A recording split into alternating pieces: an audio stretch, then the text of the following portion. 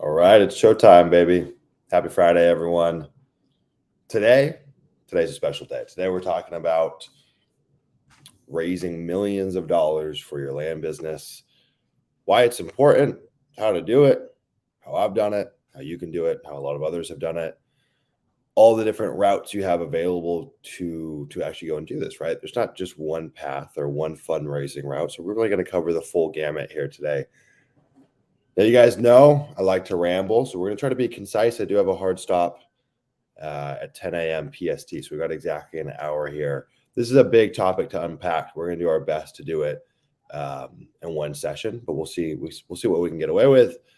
I've got a golf date with the team of Leah coaches and Justin, who's our client specialist. We're all going golfing today up in North County, which is very exciting. North County, San Diego. I'm a terrible golfer myself, so we'll see how things go. But it's always a good time to spend a couple hours outside with your friends. All right, guys. Well, hope everyone's having a great Friday. If you guys have questions while we're going through this, feel free to put them in the chat. If you guys like some of the fire, in quotes, as the millennials say, while I'm going through this, let me know, right? These are mono dialogue conversations. I'm always just talking to myself here. So if you guys like any of this stuff, throw an emoji, give me a heart, give me something to let me know you're listening. This is actually helpful. All right, guys. Well, cool. Like I said, we won't dilly-dally today. We're going to get into it, okay? So let's talk about what I call the capital equation, right? You know, I like to think about the land business kind of as just like this weird machine.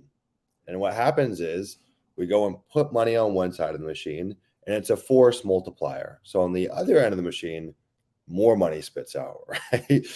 Every business is going to be a little bit different. Some people are going to see 500% cash on cash returns annually. Some people see 300% cash on cash. But it just depends on the person in the business. So if that's the case, right, then it begs the question of, well, how do we grow? Well, one, you can make the machine more efficient, and I'm a big believer of that, right? So we coach people on going from being a land investor to a land entrepreneur. Part of that means building a system that's more efficient, bringing people in to help run it, creating clear roles in the business. But things can only become so efficient, right? The internal combustion engine inside of your car, they can only become so efficient, right? There's limits to all systems in terms of how efficient we can make them. So then the next lever, which is going to be more impactful, is how much money can we get into that machine, right? And so first, yes, we want to make a machine that's efficient, right? You don't want to have, I see people these hodgepodge, horribly pieced together businesses with teams that make no sense, shit's all over the place. And they're like, I'm going to go raise some money. And say, well, first, let's make sure you have a good foundation. Then we're going to put as much money as we can into it. So a good way to look at like, how much am I going to make this year? You could just simply say, well, how much capital am I going to put into the machine this year? And so it's actually one of my favorite metrics to track is like monthly, quarterly, annually. How much have we done in new acquisitions and new purchases? So in our business, it changes month to month, but from last year to this year, we typically float around $300,000 to $500,000 a month of new acquisitions. And so that gives me a pretty steady read on how we're going to grow. And so if I wanted to grow my land business, yes, I could make it a little bit more efficient, but really I need to go from 500K a month of new acquisitions to $1 million a month of new acquisitions. That's going to be a pretty easy way to double our business, right? Okay, so we got the kind of basic primer out of the way. Now, this is the problem for most land investors. Assuming you've pieced together the skills, okay, let's assume that you know how to do the basic things. You've assembled a team. Like we're going to assume that you're not a total novice. You figured out the basics. For most land investors, I'm shocked. There's people that are so good at going and generating deals. They're just killers across the board in their business, but they don't know how to raise money, or they don't want to raise money. Maybe there's a little bit of like discomfort there. You know, I think it's a bit taboo to go ask for money. And so I find that like there's folks that I know personally that are doing millions of dollars a year in sales in their business. And yet they're giving away half of that or 40% of that to different kinds of funders, right? And it doesn't just have to be joint venture. It could be really expensive debt or what have you. Now, I've heard stories of people going and doing deals that have, you know, a $400,000 spread, and that investor only walks away with like $100,000. Crazy shit like that. And what happens is I just don't think people are thinking for themselves, or maybe it's just the 4-minute mile syndrome. They don't realize how much money is out there, right? One of the things that we're going to talk about here today is the fact that I never was in a business prior to this where raising money was such a backbone of what we do, but quickly you have to realize that raising money is essential in this business. What I learned is that there's substantially more money out there than there is opportunity, an absurd amount. If you want to feel and start to understand how abundant the world is, go start knocking on rich people's doors and start having conversations about what you're doing, and you realize there is more money than you could ever deploy. I mean, there's too much money. There's really not enough opportunities. And so if you are the one that can create a business that can reliably and systematically go and create new opportunities, you have all of the leverage. Finding money should be a cinch. And in fact, it is a cinch. People just have conditioning around that, or I don't know, whatever it is, limiting beliefs. But you need to start to reframe the fact that I'm an opportunity creator. We don't come along every day. Opportunity creators are very rare. People want to allocate capital to opportunity creators, okay? Now, let's say you come into this business and you got a crap load of money. We see this all the time, right? You waltz into this business, you exited a previous business, or you got another business that spits out cash flow and you've got money. The two kind of cardinal sins I see these people make, and they're definitely not like the majority, but they are the minority, and they come up pretty often. We see this a lot for folks that want to join Leah. Successful somewhere else, have money. Okay, what should I do? Well, the first problem, which is slightly tangential that I see, is they try to build a team right off the rip. Bad idea. If you don't know how to do the things yourself, do not start hiring a team. Totally different video, different day. That's worth noting. The second thing is do not fund your own deals. I'm a big believer that unless it's a home run, slam dunk, crazy, ridiculous deal that you would hate to give up any equity on or any points on, don't fund the deal yourself.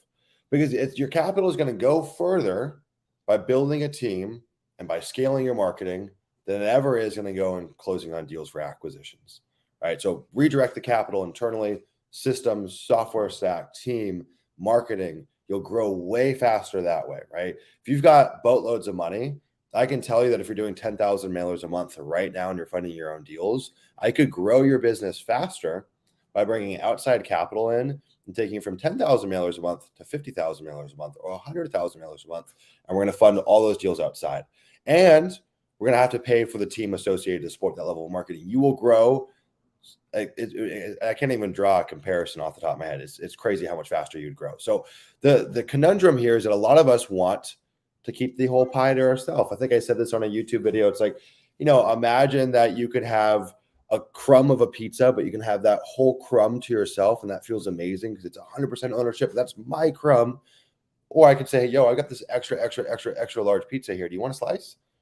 Even though as a percentage you're getting less, that slice is substantially larger and more satiating than that little crumb is. I don't know how very many people in this business could afford to float a team, to float marketing, to float a software stack, and shell out 500 grand a month for new acquisitions when we're expecting those deals to turn over in 2, 3, 4, 5 months. That seems impossible. It seems really, really unrealistic. The other thing is that everyone's so concerned with how the market's changed. And if you've been land investing since 2020, 2021, you remember the good old days, right? You put a deal up.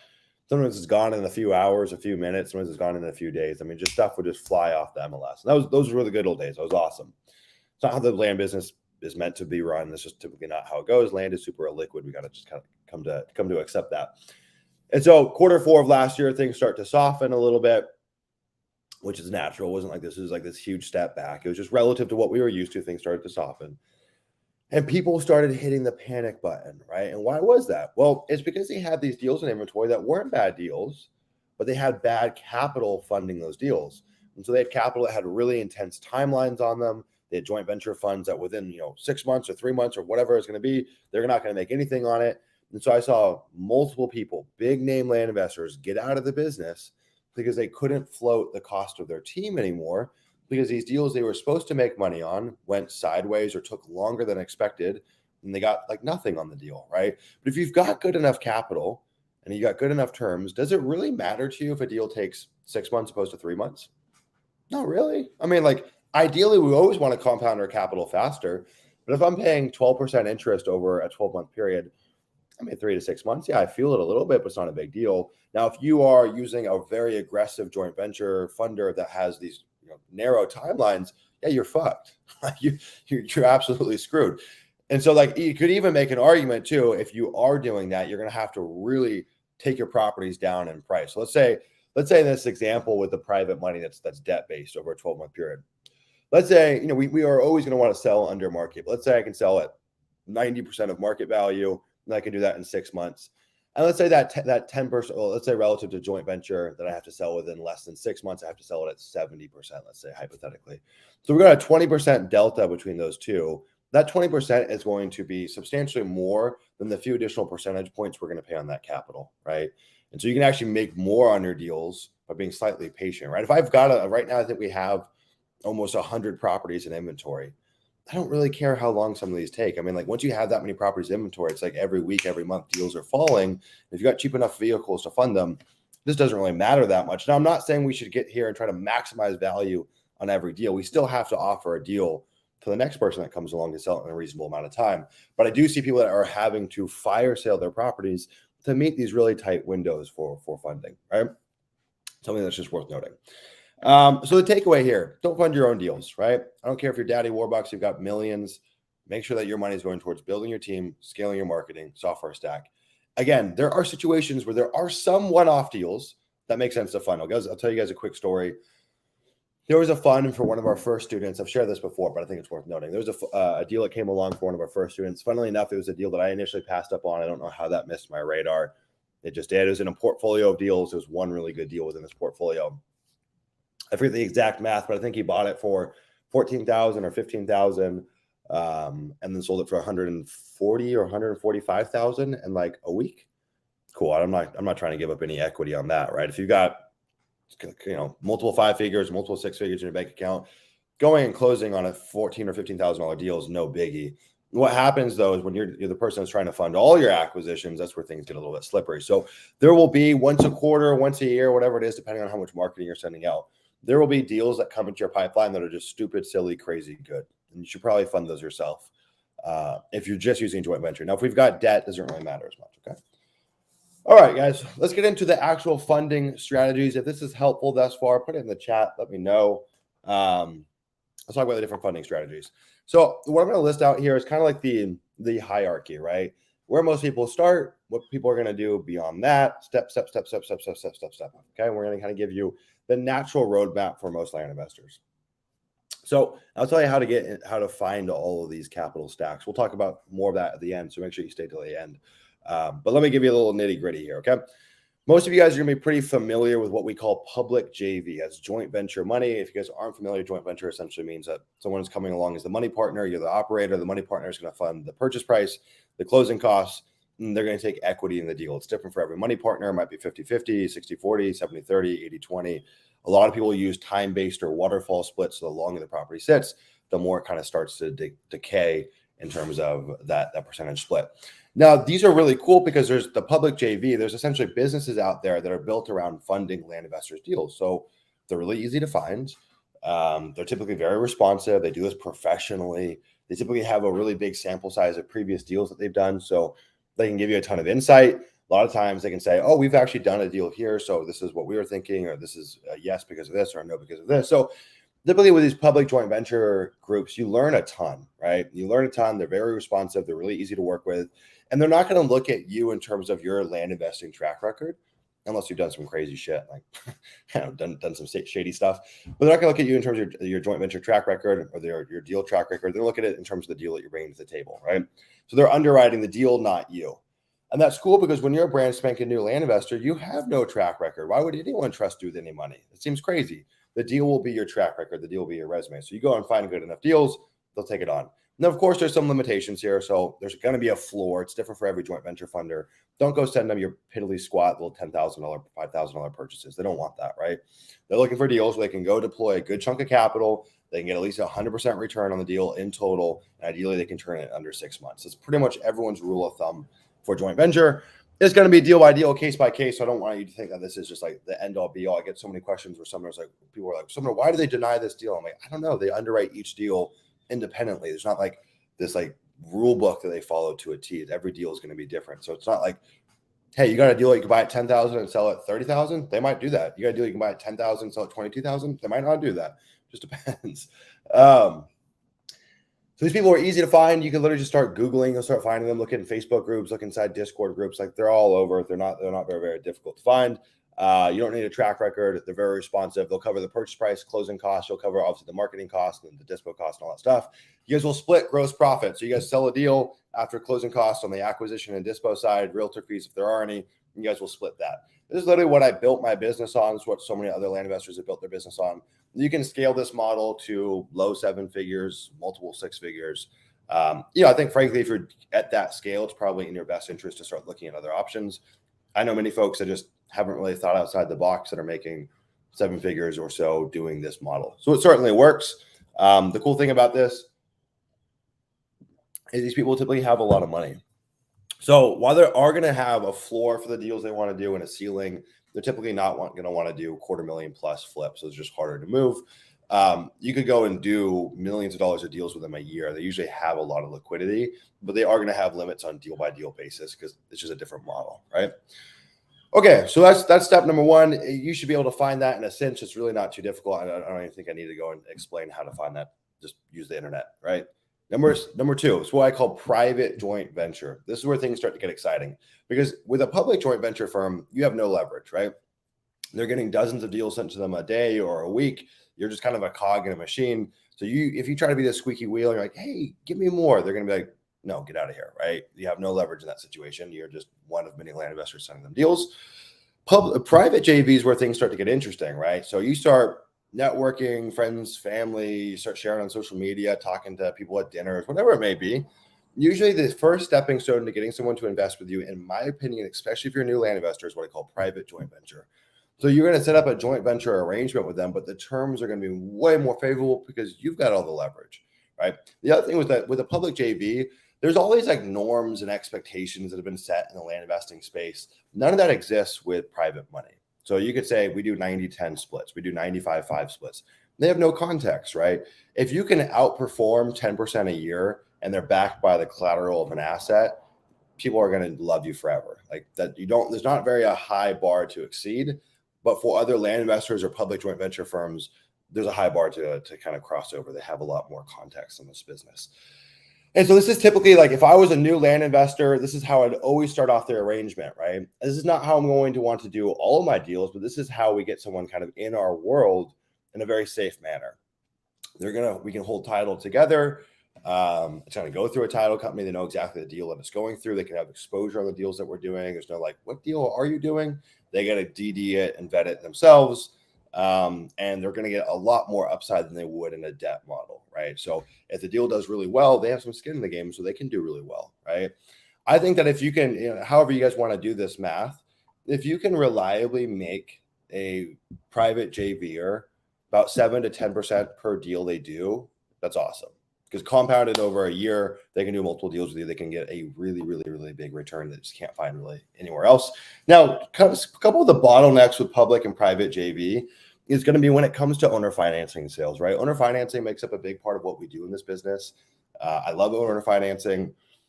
With public JVers, they're not going to want to hold notes pretty much ever. With private JVers, you want to talk about this beforehand, kind of get their temperature on it.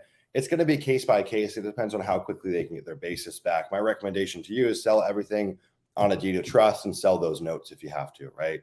That's going to be your best route. So if you get a note and it sells quicker than a cash sale and it sells for more, you could say, hey, JV, or do you want to hold this? Most times they're going to say no, because it's more efficient for them to turn their capital more times with you. And so you guys can sell that note, 70, 80% of the note's value. That's a really cool way you can do it at the closing table and recoup a ton of capital back into your pockets and the JVers pockets.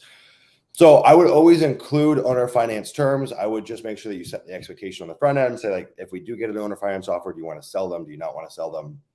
With other funding strategies, we can get a little more creative with how we go about things. Okay. All right. So now we're starting to move into the point where, hey, you've done a couple dozen deals. You've got a good track record. You know what you're doing. You've been in the business for probably coming up on a year now. Now we start looking into what I call hard money. This is going to be like private hard money. You're not going to go call up your local hard money lender, although you could. Most of those don't really understand land, frankly. So it's like too much of a weird conversation. I find that going to people that are like one layer removed from real estate, that aren't like hardcore real estate investors themselves, can lend really well. So like they understand investing. They understand what the words cash on cash return or IRR mean. That's really helpful. But if someone's like a nitty gritty hardcore investor, usually there's like an opportunity cost conundrum where they can just do better things with their money elsewhere. So this is what I call hard money. This is typically what we're going to do. We're going to take a private JV and we're going to say, hey, you know what? We're closing out our JV model. We're moving more to a deal-based, debt-based funding model. That's a mouthful. So instead of them saying, hey, I'm going to get 30% of the deal or 20% or 10% of the deal, we're going to say, hey, we're going to take your money. You're going to put a promissory note together. You're going to look at the deal. You're still going to underwrite the deal. So if you don't like the deal, you won't lend on it. But if you like the deal, you will lend to us 10%, 12%, 15%, 18% a year, whatever it may be. Money's going to be out for no longer than a year, but we have the option to renew. Ideally, they should fund 100% of the purchase price, so like 105% of the purchase price, so you can cover closing costs. Yeah, and that's pretty much the setup, right? So now you're taking whatever the amount of debt, depending on when you sell it. Some of these hard money lenders, or some public hard money lenders out there that do things a little different. They'll want you to fund 10% of the acquisition. They have like an origination fee. Look, you're going to pay a price for taking convenience. So if you are lazy and you just go search online hard money lender, these people will shaft you a little bit more. Instead, if you go and create your own connections, your own network, you'll have a lot more say in terms of how you create those terms. So for like private hard money, people that aren't actually doing this as a business, we get 100%, typically 12 to 15% annualized over a year. And we usually ask for a little bit of a bump on that purchase price to cover closing costs and all that stuff. Okay. Hope that makes sense thus far. Now, you're typically not going to start here, although you can. Depends on like if you have good connection or rapport with these people, you can start there. But if they're a stranger, I think starting them with private JV is just a lot safer for everyone involved. In that hard money situation, you can put them in a first lien position. So they are, heaven forbid, something bad happens. There can be a little bit of recourse here. Now, you might be saying, Sumner, what's the difference between that and like just getting like an overarching promissory note in your business? Well, this is still going to be lending per the deal, right? So if I send them a deal, it's a buy for 100, sell for 130. They're going to be like, dude, this sucks. I'm not going to lend on this. Send them a deal, it's a buy for 100, sell for 200, 300, 400. Like, damn, that's awesome. Good for you. So they want to see that the thing that they're going to have a first lien position on is a decent asset. So this is like the difference with if I just go and raise $500,000 as a blanket promissory note for my business, they might not have any exposure in terms of what we're buying. That can be a little bit concerning for them, right? And so like it's just a slow graduation where you're building trust. You go public JV, private JV, hard money, and you just kind of stair-stepping your way up the rung. That brings us to the next point. It's what I call long-term notes. Now, what's cool about hard money lending is it's real-time need-based lending. Hey, I have this deal. It's a $50,000 purchase. I need lending on it right now. As we move into this long-term note-based lending, it becomes a little trickier because you have to be able to forecast your capital needs. So if I go and raise $1 million, I don't know how to deploy it. I don't know. I don't have enough deals. I can't send enough marketing. People leave my team. I'm SOL because I got to pay interest on that no matter what.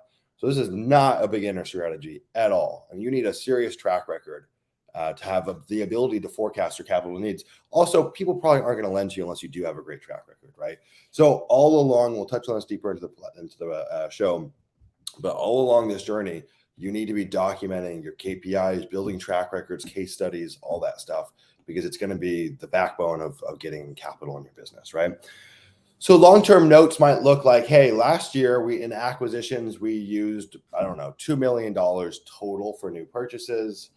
I think that we can turn our capital hypothetically 4 times in 1 year. So I'm going to raise $500,000. I'm going to deploy it 4 times in the next year. That's going to bring us to $2 million in total acquisitions off of that $500,000 raise. And you might have that for 12 months, 24 months, whatever it may be. And you could do interest payments quarterly, monthly, annually at the end of the commitment, whatever you want to do.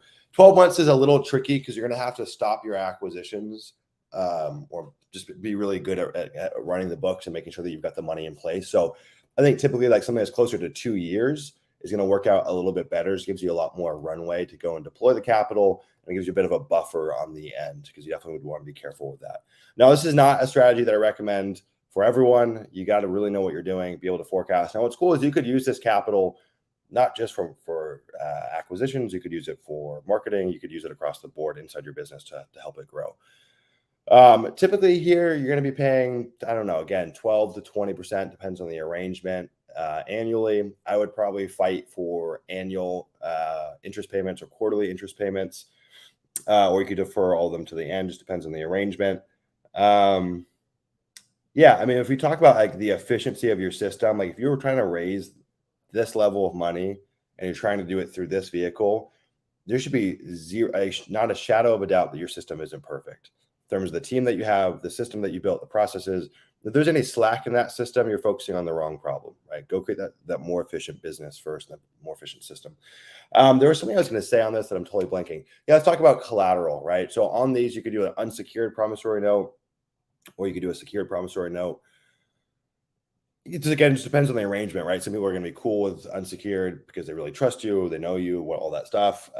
Some people are going to want the level of security. What you can lend against that I think is relatively straightforward is if you've built up a note portfolio, you could use that as collateral.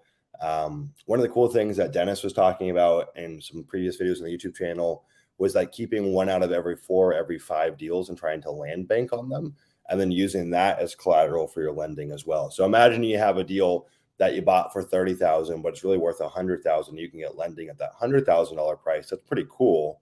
I mean, they're probably going to lend at some kind of discount rate relative to that, but you're going to use that as the value, and that thing's going to continue to appreciate over time. So I think it's a kind of a cool model, like this land banking, one out of every 4 or 5 deals. I think a lot of land investors or real estate investors in general that are in a flipping business, one of the regrets that they'll tell you is, shit, I really wish I just kept more deals. That seems to be the common response for real estate investors in general. And I don't think it's any different in land.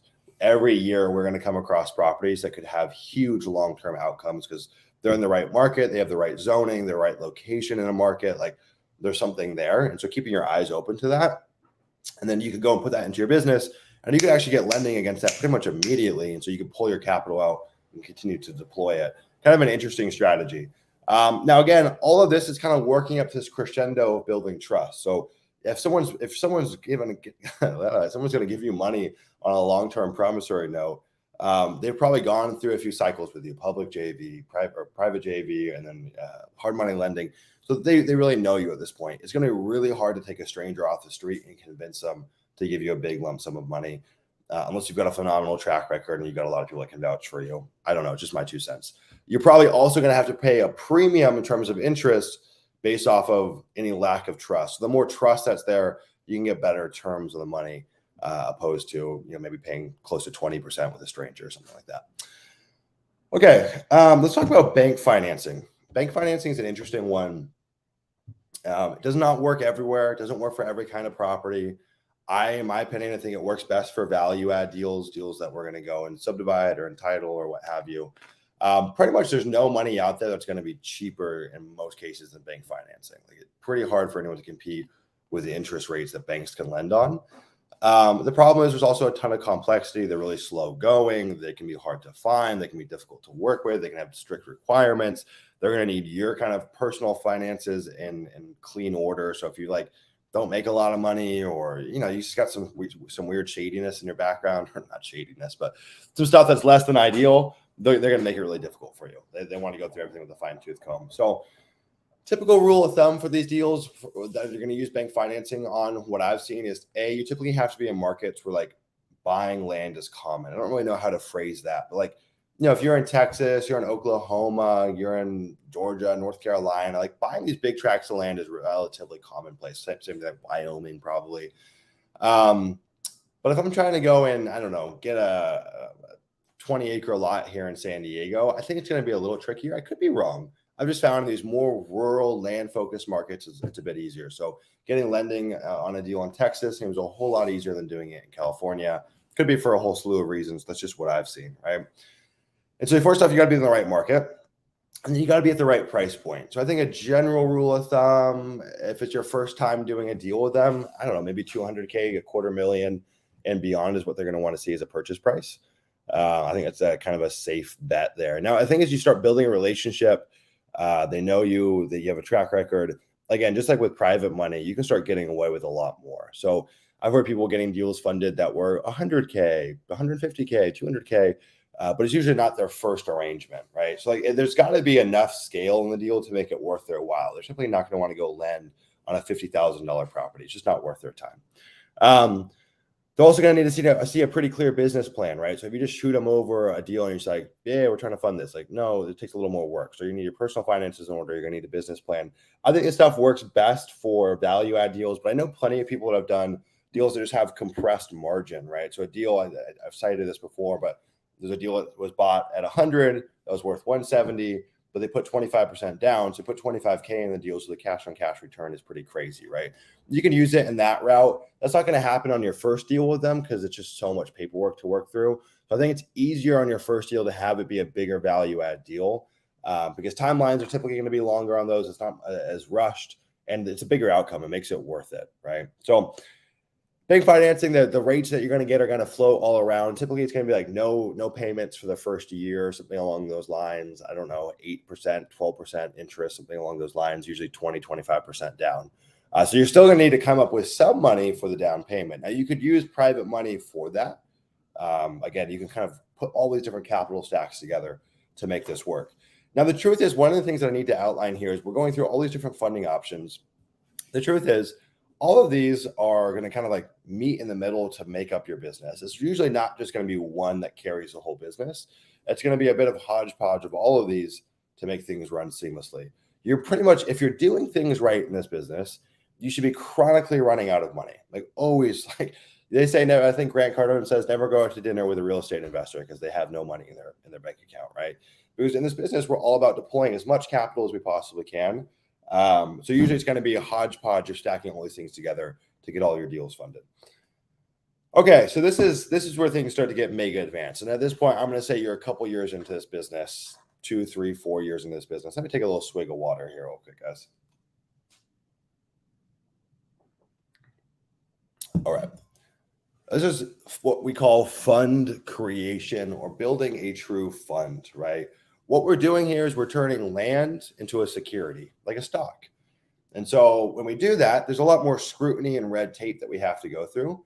But once we are past that threshold, raising money is a lot easier, right? One thing that I forgot to mention here, and this should go without saying, I'm not an SEC attorney. I'm not your attorney. I'm not your financial advisor. Raising money has all sorts of do's and don'ts. So please, please, please, please do your own due diligence. Simple things like going on social media and saying, hey, I'm looking for money. I can offer you 10% returns. Probably going to get you in trouble, right? So be careful. Do your own homework. There's a great book called How to Legally Raise Private Money. I recommend every real estate investor go and read that. It's a book with a really cheesy, like tropical cover on the page. So very important that we put that out there. But turning land into a security opens up into a whole new world of what we can and can't do. One of the main things is by turning land into a security, you can go and raise this pool of money from multiple different investors, put it all into one pool, and you can use your own discretion on how it's used, essentially. There still has to be some business plan, but I could go and get 50 people's money, put it into a pool, and start just doing deals left and right without anyone's approval, without anyone's 2 cents, right? That might look a little bit like a promissory note arrangement with one person, but now we're doing it at scale with a lot of people put into a pool, right? And so this is like probably the only way to go and realistically scale and get millions of dollars in your land business. Unless you just know like Warren Buffett, it's going to be hard to find one investor who wants to go lend you $10 million on a promissory note. It's a lot easier to go get 100 people to lend and create a total of $10 million, right? Now, there's all sorts of different funds out there that you can create, right? There's some funds that are just geared toward accredited investors. So I believe there's $100,000 minimum that they can put into the fund. They can't put any lower than that. They have to have a net worth that's over $250,000. Those funds are usually have less scrutiny because think about it, it's a educated, savvy investor coming in, not just a Joe Blow off the street. There are some funds that are going to be accredited and non-accredited, and there's going to have limits to how many you can have. There's some funds that are going to be to non-accredited investors where you can get like literally anyone in. It's like what Grant Cardone does, right? I heard this weird stat. I forget exactly what it was. Something along the lines of like the average amount put into these non-accredited funds is like $200 per person. Like think about Fundrise and all these places. Like people just like throw a couple bucks in there to see what happens. That's cool because you could get millions of people giving you money, but there's just a lot more red tape, a lot more scrutiny that you're going to have to go through to get there. Okay. One of the cool things about creating funds too, there are some variations of funds where you can actually go and solicit online as well. So you'll see ads from Grant Cardone like, we can offer 10 to 12% returns and blah, blah, blah, blah, blah, blah, blah. So go and swipe up and give me money. You can't do that with any old fund, right? And so like there's obviously going to be a little more complexity there. To get there, it's not impossible though. It's actually a lot easier than you may think. It's something that I've been spending a lot of time thinking through and working through, and I'll share more about that in the coming months. But it's not as difficult as I once thought. It's also not as expensive as I once thought. So a lot of people, that the kind of the bottleneck there has been, hey, it's like 20 grand, 25 grand. I've even heard quotes that's over 100 grand to register with the SEC, to draft all the documents. And if you're a small-time investor, that sounds really scary, right? Because that's just half the battle. Then you got to go and raise the money, and then blah, blah, blah, blah. You have all these reporting standards.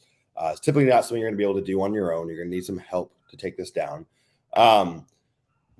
But the cool thing is I've been working through this process myself, and I've actually been able to get the cost down to set up a fund for accredited and non-accredited investors to $6,000 for everything, for filing, for setup, for documents, for everything, which is pretty crazy. If anyone is looking to set up a fund, you can send me an email and I'll help get you straightened out. Sumner@landinvestor.co. Again, just a good example is it pays to be thorough. It pays to do your own research, right? Just calling up and getting quotes from Joe Blow's, we were hearing stuff, 25K to 125K to do the same exact work, right? It's just a good reminder, it pays to be thorough. So that's the fund creation model. You're going to need a pretty big honking track record to make this work. And this is not for everyone. This is definitely not for when you first start. And it might not be for you really ever, right? You can run a very successful multiple seven-figure business without ever raising a fund. I don't want to mislead you in thinking that this is the stair-stepping pattern that you have to take to be successful. Again, you could make 7 figures a year just with public JV. The problem with that is you're going to be shelling out hundreds of thousands of dollars that otherwise could be going to you. And so I think for most people, at least getting to that hard money finish line is going to make the most sense. But it's really not that difficult. Okay. The last one is what I call Fund and Grow. It's a platform that we've been using myself and a lot of Leah members. This is like this is not meant to be like the end all be all. This is the only funding option you use. But we've been able to open up about 30 to a quarter million, 30,000 to a quarter million or so for funding our deals. And you can use this to fund however you like. I'll share a link inside the chat for you guys. You can use this to fund however you'd like in the business. It could be for mailers. It could be for deals. What's cool though is you literally pay 2.9%. So you get these 0% interest business cards. They open them up. They go and negotiate the highest limits. They do all that work for you. And then you use a company called Plastique to go and wire that money into escrow to close on your deals. Or you can always just swipe it online if you needed to. So yeah, that's a cool way to kind of fill in the gaps. You also get credit card points on that. So again, you could use that for capital stack. You could use that for payroll. Use that for funding your deals. I think funding your deals makes the most sense. I think the method that it really makes sense is using it to fund transactional funding for double closes. So if I need 30 grand in a pinch, I can just wire that out at 2.9%. I'm paying a little bit more than I would from like a standard transactional funder, but I get credit card points on it. I build up my business credit. It's cool. Business credit is not linked to your personal credit either. So heaven forbid something terrible happens, you're a little more safe there, right?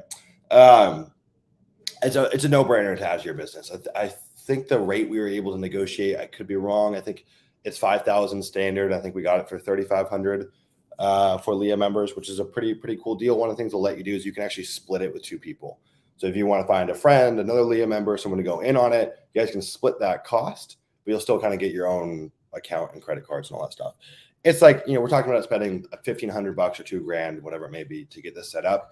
And you can fund hundreds of thousands of dollars a year in it because you can turn that capital over and over again. Usually the most you can get is about $250,000 with them. And it's an ongoing recurring service. So it's not like it's a one-time thing. Every year they go and open these new 0% credit cards for you. So in perpetuity, you can keep this really, really cheap money in your business. Okay, we're going to go rapid fire here. And I need to do so because we are running up on time. I'm going to tell you guys how to go and find private lenders. Okay, I'm just going to go. Most of the stuff is going to be pretty logical, so you guys can kind of decipher. Friends, family, obviously. Facebook groups, obviously. Real estate Facebook groups, land Facebook groups. Just get in Facebook groups. There's people with money in there who don't have opportunities, right?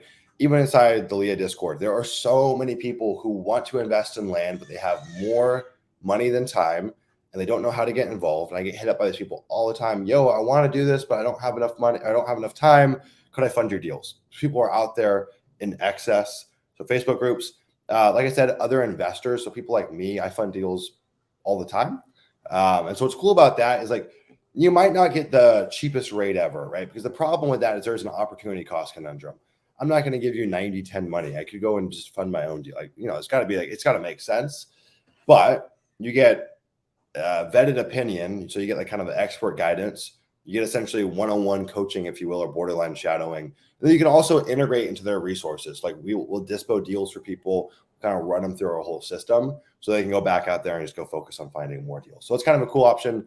Could be me, could be other people, but like the other investors that have been doing this for a while typically have money, they have experience, they could be a resource in that sense. It's not always going to be the cheapest, but you're going to pay for you're going to pay for like the additional value. So for example, I get a lot of deals sent to me that are like kind of weird. They're like, yo, this deal, like it needs like this weird easement and then this neighbor and then this. And I'm like, oh, cool. Yeah, I've done that before. We can figure this out. Bam.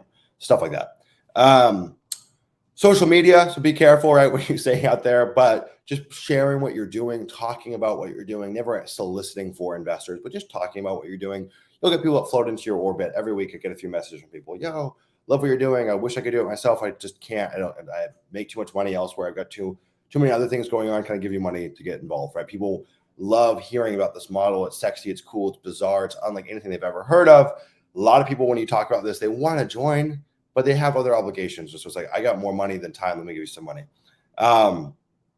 RIA meetups. You go to a RIA meetup, you'll be the cat's claw, whatever the hell the term is. You'll be the cool one there, right? Because everyone's doing wholesaling, fix and flip, buy and hold, burr model. You're like the one person there. It's like, yeah, I flip dirt, and these are our returns, and they're bananas. You want some? People are gonna be like, oh my god, I'm making like 10% cash on cash. This is crazy. So yes, people will want to get involved in that. Here's a ninja one: sellers, past sale, right? You do a big ass deal with someone, boom, you give them 300K, 200K, 100K, 50K, whatever it may be. What are you going to do with that money? Because I got these other deals, these other opportunities where we could compound that money and you could lend it out at 10%, 12%, whatever it may be. They just had a windfall of cash and you have some trust with them because they just did a deal with you and sold you their asset. Those can be good people to hit up. Dennis has shared a cool story about how I forget what it was. I don't know, used some ridiculous amount of money from some seller over and over and over, like millions of dollars from one person, like over and over and over and over again.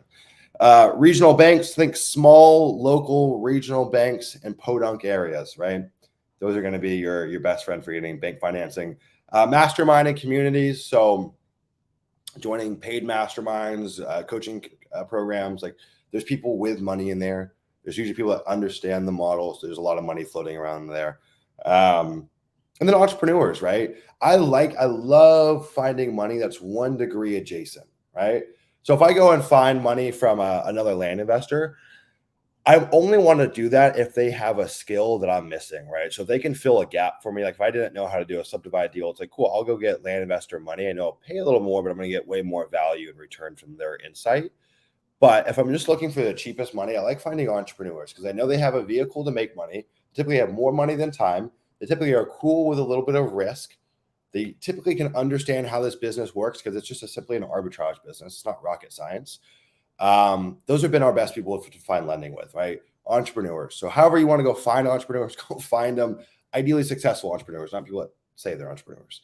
So yeah, here's the takeaways, guys. Start before you need it, okay? Don't be like, holy shit, I have all these pending deals. I don't know how to fund. Start now. The work starts now. Go and start networking, getting your face out there, talking to people, sharing with people what you're doing.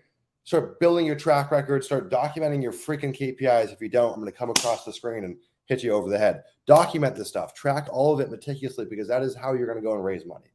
If you have shitty KPIs, I think we buy our deals for like 20 and like sell them for 40 on average. People are going to be like, no, what do you literally sell them for? Like, show me everything. So track all KPIs, build case studies, and finally create a pitch deck. If you guys don't know what a pitch deck is, it originated in Silicon Valley. It's how people raise money for venture capital. That's how people use it for funds, though. And like everyone does it across the board. And even if you're just raising piddly squat little private joint venture money, still have a pitch deck. It shows a level of professionalism. And it's a really cool way to give an elevator pitch on what we do. If you can't explain it in 30 seconds, people will just will just kind of turn off, right? And this can be a hard business to explain, especially when we're passionate about it. We start rambling. So put it in a pitch deck, just a little PowerPoint, make it pretty. You can pay someone to make it nice for you online. There's many, many pitch deck examples that you guys can go look at out there. All right, guys. I hope you guys enjoyed this. Ari, I'll look at your one question, then I have to hop out of here. Ari says, is there any reason why you wouldn't want to work with an individual or funder in general? Or do you feel that as long as on paper, the agreement's all, it's all good? Yeah, I think it's all good. I mean, of course, there's got to be some level of mutual trust there. If I think that they're not trustworthy, I probably would never even be in their orbit to begin with. But no, there's no reason I wouldn't.